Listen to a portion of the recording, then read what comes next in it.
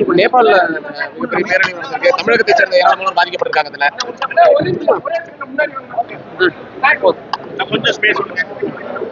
நேபாளில் இருக்கக்கூடிய கைலாஷ் மான்சரோவர் யாத்திரையை பொறுத்தவரை சீன அரசு 2020, 21, 22, 23, 24 அனுமதி கொடுக்காத காரணத்தினால 25, 26 இருந்து அனுமதி ஆரம்பிச்சாங்க. நிறைய பேர் இந்த 5 ஆண்டு 6 ஆண்டு போக முடியாதவங்க பெரிய அளவுல இந்த ஆண்டு நேபாள் காட்மண்டு மூலமாக 2 ரூட் இருக்கு. ஒன்று நம்ம இந்தியா மூலமா போகலாம், லிப்புலேக். நேபாள் காட்மண்டு மூலமாக பிரைவேட் ஆப்ரேட்டர்ஸ் மூலமா நிறைய பேர் போயிருக்கிறாங்க.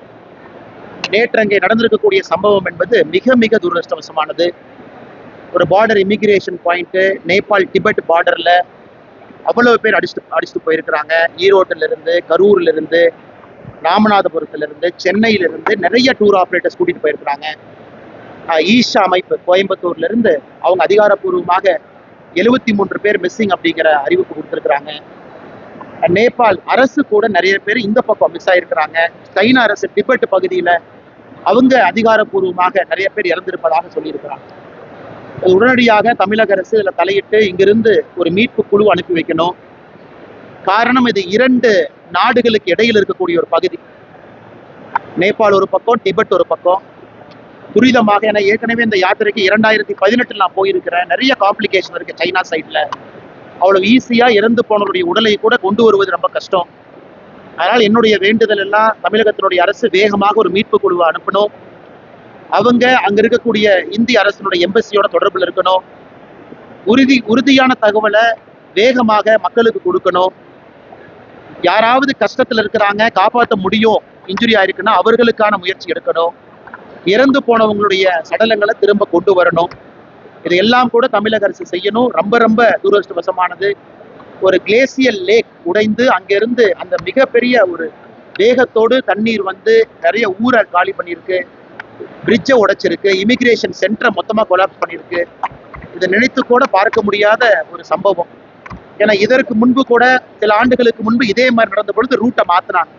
இது மாற்றப்பட்ட 2வது ரூட். இந்த ரூட்டிலும் கூட இது நடந்திருப்பது ரொம்ப துரதிருஷ்டவசமான விஷயம். அதனால இறந்து போன எல்லா பெரியோர்களுக்கு, ஏன்னா கைலா யாத்திரை போன எல்லா பெரியோர்களுக்கும் கூட இந்த நேரத்துல என் சார்பாக, எல்லோர் சார்பாக கூட அஞ்சலியை தெரிவித்துக் கொள்கின்றோம்.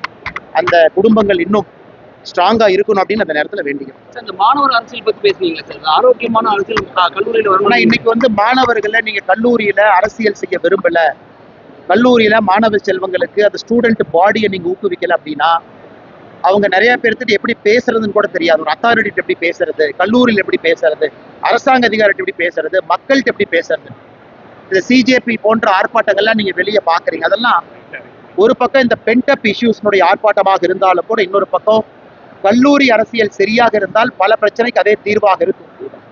உச்சநீதிமன்றத்தினுடைய ஜேஎம் லிங்கோ கமிட்டி அதற்கு உச்சநீதிமன்றம் போட்டிருந்தும் கூட இன்னும் தமிழகத்துல, இந்தியாவில் குறிப்பாக தமிழகத்துல கல்லூரி அரசியல் என்பது மிக மிக மோசமாக இருக்கு. அதனால அரசியல் கட்சிகளுக்கு வரக்கூடிய இளம் தலைவர்களும் நமக்கு கிடைப்பதில்லை. கல்லூரியிலிருந்து நமக்கு இல்லை. அதே போல கல்லூரியிலிருந்து அரசியல் கற்றுக்கொண்டு வேறு துறையில நிபுணர்களாக செல்வதற்கான வாய்ப்பு மறுக்கப்படுகிறது. அதனால தான் இந்த கல்லூரியில் நான் பேசும் பொழுது இது முறைப்படி எலெக்ஷன்ஸ் நடத்தி அதிலிருந்து மாணவ செல்வங்களை தேர்ந்தெடுத்திருக்கிறாங்க. அது உள்ளபடியே ஒரு நல்ல ஒரு மகிழ்ச்சியான விஷயம் என்பதை இங்கே குறிப்பிட்டேன். மாணவர்களை சந்தித்து 40 நிமிடங்கள் பேசிட்டு இருக்கீங்க. குறிப்பா எல்லா பக்கமும் சந்தித்து பேசும்போதும், அது இல்லாமல் களத்தில் இயற்கையை சுத்தம் செய்வது, போதை தடுப்பு, இந்த மாதிரி பேசிட்டு இருக்கும்போது டாக்ஸிக் மாதிரி திரைப்படங்கள் ஒரு மாணவ சமுதாயத்தை ஒரு தவறான, நான் சில விஷயத்துல ரொம்ப ஓப்பனா இருக்குங்கண்ணா.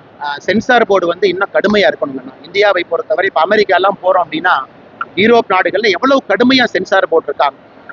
இங்க நிறைய சீன்ஸ் நம்ம பார்க்கறோம். அதெல்லாம் ஏற்றுக்கொள்ள முடியாத சீன், ஏஜ் குரூப் சம்பந்தமே இல்லாத ஒரு சீன், 16, 18, 14 எல்லாமே. அதனால சில திரைப்படங்கள் முழுமையாக சென்சார் செய்யப்பட வேண்டும். திரைப்படத்தை தடை செய்ய வேண்டும் எப்போ நான் சொல்லல, முறையாக சென்சார் செய்யப்படும். அப்ப யாரு போகலாம், யாரு போகக்கூடாது அப்படிங்கிறது தியேட்டர்ல ஸ்ட்ரிக்டா என்ஃபோர்ஸ் பண்ணணும். எத்தனையோ படங்கள் சென்சார் கொடுத்தும் கூட தியேட்டர்ல அதை என்ஃபோர்ஸ் பண்றது இல்லை. எல்லாத்தையும் உள்ள விடுறாங்க. மால்ல மட்டும்தான் பயப்படுறாங்க. மால்ல இருக்கக்கூடிய சினிமா தியேட்டர்ல தான் அதை பயப்படுறாங்க. அதனால் தியேட்டர் உரிமையாளர்களுக்கு என் அன்பான வேண்டுகோள், சில திரைப்படங்களை நீங்க மாணவ சமுதாயத்தை சீரழிக்க ஆரம்பித்திருக்கிறது. நீங்க சரியான இடத்துல சென்சார் குறியீடுகளை நீங்க பின்பற்றணும். அதே போல சென்சார் இன்னைக்கு பெரிய ஸ்டார் நடித்திருந்தாலும் கூட எந்த காட்சிகளை அனுமதிக்கணும், எந்த காட்சிகளை அனுமதிக்க கூடாது அப்படிங்கிறதையும் சென்சார் முடிவெடுக்கணும். ஆனா சமீபத்துல வரக்கூடிய சில திரைப்படங்கள் நிச்சயமாக நமக்கு ஒரு மகிழ்ச்சி அளிக்கக்கூடிய திரைப்படங்கள்லாம் இல்லை. ஏன்னா ஒரு பக்கம் women empowerment, rape against women, atrocity against women ஒரு பக்கம் தொண்டை தண்ணி கிளிய கத்துறோம். இன்னொரு பக்கம் ஒரு சினிமா ஒரு உமனை வல்கராக, ஒரு உமனை செக்ஸ் ட்ராஃபியாக, ஒரு பெண்ணை நான் மனைவி வச்சுக்கலாம், அதன் பிறகு துணைவி வச்சுக்கலாம். ஏன்னா சமீபத்தில் இந்த 2-3 நாட்களாக வந்திருக்கக்கூடிய படமெல்லாம் பார்த்தீங்கன்னா அதை காட்சிப்படுத்துறாங்க. அதெல்லாம் எவ்வளவுதான் நம்ம பேசினாலும் கூட ஒரு சினிமா என்பது வெரி பவர்ஃபுல் மீடியம். அது தவறான பல சித்தரிப்புகள் அதை செய்ய ஆரம்பித்திருக்கிறது. அதான் ஒரு வேண்டுகோளாக வச்சு. சட்டப்பேரவை நிகழ்வுகள் எப்படி பாக்குறாங்க? தமிழக சட்டப்பேரவை நிகழ்வுகள் இன்னைக்கு கல்லூரிகள் இருக்கிறோம் அதாவது சொல்லி பத்தி பேசுனீங்க, அது எந்த அளவுக்கு ஆபத்தா இருக்கு? ஆனா பெரிய ஆபத்து காரணம் இன்னைக்கு ஒரு மெட்டாவோ பெரிய சோசியல் மீடியா நிறுவனத்தினுடைய ரெவென்யூ பார்த்தீங்கன்னா இந்தியா தான் பிக்கெஸ்ட் கான்ட்ரிபியூட்டர் ஆஃப் ரெவென்யூ. நம்ம தான் பிக்கெஸ்ட் கான்ட்ரிபியூட்டர். காரணம் மக்கள் தொகை அடிப்படையில். இன்னைக்கு எல்லோருமே ஒரு அக்கௌண்ட் வச்சிருக்கனால நம்ம அடிக்ட் ஆயிட்டோம். அல்காரிதம் வந்து மக்கள் அடிக்ட் பண்ணுது. அல்காரிதம் அந்த ஃபீட மெட்டாவோ பெரிய சோசியல் மீடியா நிறுவனத்தினுடைய ரெவென்யூ பார்த்தீங்கன்னா இந்தியா தான் பிக்கெஸ்ட் கான்ட்ரிபியூட்டர் ஆஃப் ரெவென்யூ. நம்ம தான் பிக்கெஸ்ட் கான்ட்ரிபியூட்டர். காரணம் மக்கள் தொகை அடிப்படையில். இன்னைக்கு எல்லோருமே ஒரு அக்கௌண்ட் வச்சிருக்கனால நம்ம அடிக்ட் ஆயிட்டோம். அல்காரிதம் வந்து மக்கள் அடிக்ட் பண்ணுது. அல்காரிதம் அந்த ஃபீடை கொடுக்குது. ஸோ டோபமைன் அடிக்ஷன்ல பாதி பேர் ஹோட்டலுக்கு போங்க, பஸ்ஸுக்கு போங்க, ஃப்ளைட்டுக்கு போங்க, நடந்து போங்க, சோஷியல் மீடியால மட்டும்தான் இருக்கிறாங்க. அதனால ஒரு தலைமுறை ஜோம்பிகளை உருவாக்கிட்டு இருக்கிறோம். ஒரு தலைமுறை ஜோம்பியை உருவாக்குறோம். இந்த மாணவ செல்வங்களுக்கு சோஷியல் மீடியாவும் கண்ட்ரோல்டு என்விரான்மெண்ட்ல கிடைக்கணும். அதுவும் கூட முக்கியம். ஒரு அமெரிக்கா நிறுவனம் வாழவோ, ஒரு யூரோப்பிய நிறுவனம் வாழவோ, இந்தியாவில் இருக்கக்கூடிய நம்முடைய கஸ்டமர்ஸ் அண்ட் கன்சியூமர்ஸ் ஒரு கினியா பிக்கை போன்று இருக்கக்கூடாது என்கின்ற கருத்தை இங்க நான் வச்சேன். ஏன்னா ஆஸ்திரேலியா அண்டர் 16 கீழே தடை பண்ணியிருக்காங்க. ஆஸ்திரேலியா தடை பண்ணியிருக்காங்க. இங்கிலாந்து தடை பண்ண ஆரம்பிச்சிட்டாங்க. உலகத்தில் இருக்கக்கூடிய நாடுகள் எல்லாம் அண்டர் 16 கீழே 16 வயசுக்கு கீழே இருக்கக்கூடிய மாணவ செல்வங்களுக்கு சமூக வலைதளம் என்பது முற்றிலுமாக தடை. அவங்க எல்லாம் முன்னேறிய நாடுகள். ஆனா இந்தியா போன்ற நாடுகளும் அதை ரொம்ப பரிசீலிக்கணும், தடை செய்ய ஆரம்பிக்கணும், கண்ட்ரோல்டு என்விரான்மெண்ட்ல கொடுக்கணும் என்பதும் என்னை போன்ற மனிதர்களுடைய தொடர்ந்து நாங்கள் வைத்துக் கொண்டிருக்கக்கூடிய கோரிக்கையாகவும் இருக்கு. நிறையாங்கண்ணா சோசியல் மீடியாவை பார்த்து கொலை பண்றாங்க. சோசியல் மீடியாவை பார்த்து கொலை பண்ணதுக்கு அப்புறம் அந்த கிரைம் சீனை எப்படி எடுக்க வெளியே வரலான்னு பாக்குறாங்க. அதுல நல்லதும் நடக்குது இல்லைன்னு நான் சொல்லிங்கன்னா. ஆனா நிறைய கெட்டது நடக்குது. பால்ய பருவம், வயது குறைவான ஒரு பருவம், 14, 15, 16 இம்பர்சனபிள் மைண்ட், எதை பார்த்தாலும் நம்பக்கூடிய ஒரு வயசு. இன்னைக்கு இந்தியாவுடைய சமூக வலைதளத்துடைய தாக்கம் அதிகமா இருக்கு. ஆஸ்திரேலியா, இங்கிலாந்து எல்லாரும் பின்பற்ற பொழுது இந்தியா போன்ற நாடுகள் கடுமையான சட்டங்களை கொண்டு வருவதற்கு எதற்காக தயங்க வேண்டும் என்பதும் என்னுடைய கருத்து.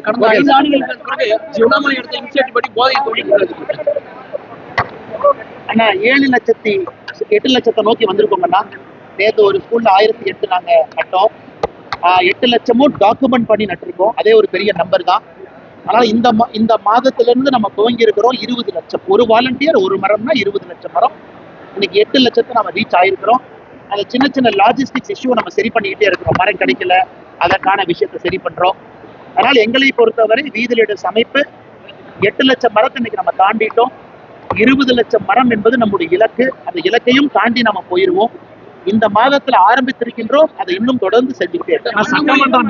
அதனால நாங்க மத்தவ மாதிரி நான் கொடுக்குற டேட்டா எல்லாமே ஆத்தென்டிக் டேட்டா மட்டும்தான் நான் சொல்லுவேன். ஏன்னா அக்கௌண்டபிலிட்டி எங்களுடைய அக்கௌண்டபிலிட்டி. அதனால் நிச்சயமாக மரமாக இருக்கட்டும், நம்ம செய்யக்கூடிய நிகழ்வுகளாக இருக்கட்டும். இன்னைக்கு நம்ம பேசிக்கிட்டு இருக்கும் பொழுது பழனியில சண்முக நதியினுடைய சுத்தத்தை ஆரம்பிச்சிருக்கிறாங்க. அதே போல காவேரி தாய் சுத்தம் செய்யறாங்க, வைகையில பண்றாங்க, பீச் கிளீனிங் நடந்துகிட்டு இருக்கு. அதனால இதெல்லாம் ரொம்ப ஆரோக்கியமானதான் நான் பாக்குறேங்கன்னா, எங்களால் முடிந்த அளவுக்கு நல்ல சமுதாயத்தை உருவாக்குவதற்கு நாங்கள் பாடுபடுகிறோம். சட்டமன்றம் போதை ஒழிப்புக்கு எண்மணி மாற்றங்கள் வந்திருக்கு சார். நீங்க போதைக்காக ஒரு ஏற்படுவீங்க. ஆனா கடந்த 5 ஆண்டுகளை விட இப்ப காவல்துறை நிறைய பக்கம் போய் ரைட் பண்ணி ஸ்டூடெண்ட்ஸோட என்ன பிடிக்கணுங்கன்னா, அது காவல்துறை செய்வது சப்ளைங்கண்ணா. நீங்க டிமாண்டை கண்ட்ரோல் படுத்த முடியாம போதைப் பொருள் நம்ம கட்டுப்படுத்த முடியாதுங்கன்னா, கல்லூரி ஒரு கல்லூரியிலையும் ட்ரக் அம்பாசிடர் இருக்கணும். பத்திரிகை நண்பர்கள் நீங்க தான் ரொம்ப முக்கியம். நீங்க அதை பத்தி பேசணும், எழுதணும். அரசை இன்னும் நீங்க ஃபோர்ஸ் பண்ணணும். அதனால அரசு செய்வது சப்ளை கண்ட்ரோல். ஆனா நீங்க டிமாண்டை என்னை கண்ட்ரோல் பண்ண ஆரம்பிக்கிறீங்களோ, அதுக்கு இது போன்ற விழிப்புணர்வு நிகழ்வுகள் நிறைய நடக்கணும். டிமாண்டும் கண்ட்ரோல் ஆக ஆரம்பிக்கும் பொழுது முழுமையாக நம்முடைய தலைமுறையில ஒரு போதை இல்லாத தமிழகத்தை உருவாக்க முடியும் என்று நம்புகின்றேன். சட்டமன்ற நேரலை வந்து பெரும் விவாதமா ஏற்பட்டிருக்கு. இப்ப இளைஞர்கள் வந்து சட்டமன்றத்தை பாக்குறாங்க. ஆனா எதிர்கட்சி வந்து பாத்தீங்கன்னா அது வந்து ரீச்சா கன்வெர்ட் பண்ணிடுறாங்க. அவங்க ஒரு பதட்டத்துல பேசுற மாதிரி இருக்கு. ஸோ அந்த நேரலைங்கிற விஷயம் நீங்க எப்படி பாக்குறீங்க? சட்டமன்றத்தில் நடக்கிறத மக்களுக்கு நேரலையா தெரிவிப்பது நல்ல. சட்டமன்றத்தை பொறுத்தவரை அது டிராமா மன்றமாக மாறிவிடக் கூடாது என்பதுதான் என்னுடைய கருத்துங்கண்ணா. சட்டமன்றம் ஆக்கப்பூர்வமாக உணர்வுபூர்வமாக மக்கள் பிரச்சனைகளை மட்டும் பேசக்கூடிய இடமா இருக்கணும். ஆனா இன்னைக்கு நான் பார்க்கும் பொழுது ஏதோ பழைய பஞ்சாயத்தெல்லாம் சட்டமன்றத்துல வந்து தீர்த்து கொள்வதாகத்தான் நான் பார்க்கிறேன். அரசியலுக்கு வருவதற்கு முன்பு இருந்த பஞ்சாயத்தும் சட்டமன்றத்துல தீர்க்கப்படுகிறது, சட்டமன்றத்துல சில மெம்பர்ஸ் இருக்கிற பஞ்சாயத்தும் அங்க தீர்க்கப்படுகிறது. அதனால நான் ஏற்கனவே சொன்னது போல ஆளும் கட்சியின் சார்பாக இருக்கக்கூடிய எம்எல்ஏக்கள் புதியவர்கள், இன்னும் அவங்களுக்கு நிறைய செஷன் வேணும், அவங்களும் வேகமா இம்ப்ரூவ் ஆயிட்டு இருக்கிறாங்க. எதிர்க்கட்சியிலையும் புதியவர்கள் இருக்கிறாங்க. அதனால இன்னைக்கு சட்டமன்றம் ஒரு டிராமா மன்றமாக மாறிவிடுமோ என்கின்ற ஐயம் தமிழக மக்களுக்கு ஒரு கேள்வியாக எழுந்திருப்பதை பல இடத்துல நான் தனிப்பட்ட முறையில் பார்க்கிறேன்.